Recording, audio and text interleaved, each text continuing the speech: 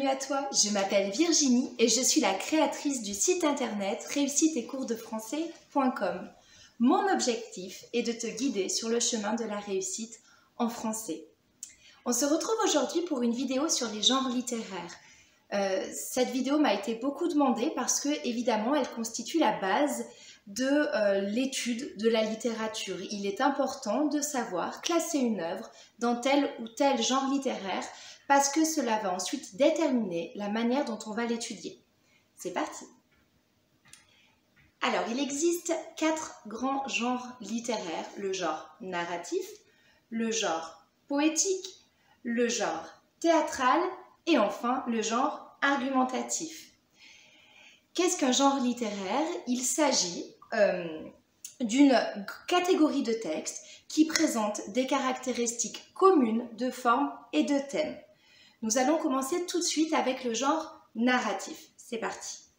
Le genre narratif raconte une histoire réelle ou imaginaire.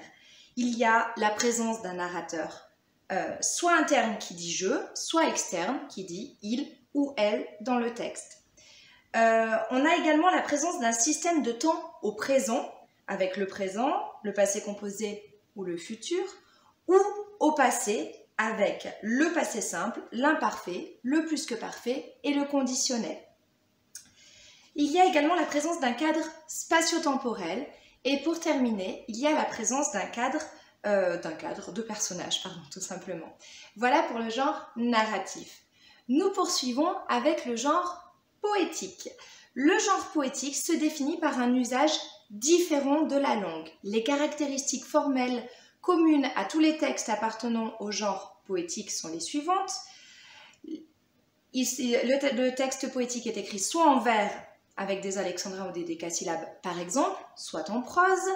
Le texte poétique présente un jeu sur les sonorités avec les assonances, répétition d'un même son, voyelle, et les allitérations, répétition d'un même son, consonne. Il y a également un jeu au niveau du rythme dans le genre poétique. On trouve dans le genre poétique la présence de formes fixes telles que le sonnet ou la ballade. Et enfin, il y a dans les textes appartenant au genre poétique la présence possible de rimes. Voilà pour le genre poétique. Passons à présent au genre théâtral.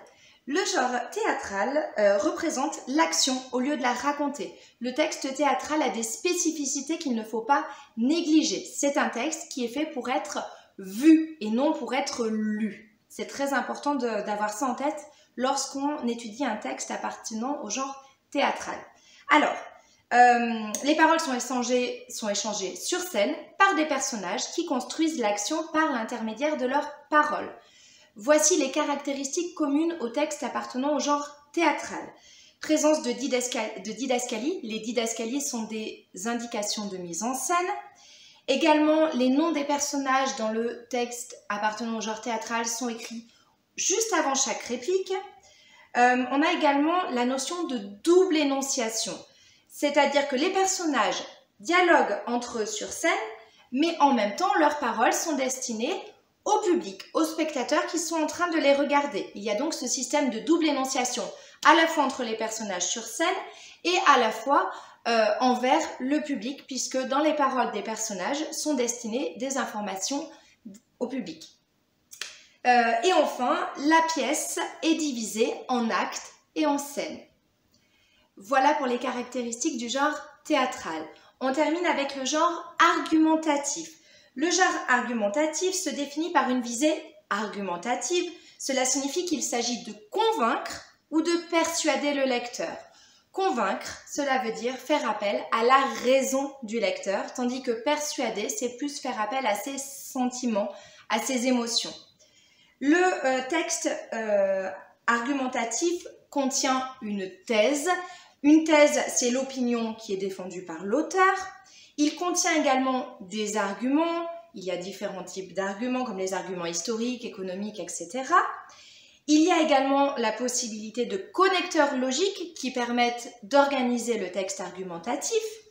Et enfin, dans le texte argumentatif, on a la présence d'un raisonnement. Il peut être déductif, inductif, etc. Voilà pour les 4 grands genres littéraires à retenir. Je te les redis une dernière fois pour que tu les retiennes bien. Le genre narratif, le genre poétique, le genre théâtral, j'avais mis ici, et le genre argumentatif. Voilà, alors dans chacun de ces grands genres narratifs, poétiques, théâtral, argumentatif, on va également rencontrer des sous-genres. Quels sont les sous-genres du genre narratif? Alors, il peut y avoir évidemment le roman, il peut y avoir également la nouvelle, l'autobiographie ou enfin le conte. Dans le genre poétique, on peut retrouver des textes comme des épopées ou encore des fables. Dans le genre théâtral, on va retrouver évidemment la distinction entre la comédie et la tragédie. On peut également rencontrer par exemple le drame romantique. Et enfin, dans le genre argumentatif, on va trouver des textes comme des essais, des discours, des traités, des dialogues, des pamphlets ou des sermons. Voilà pour cette petite vidéo synthétique sur les grands genres littéraires qui existent.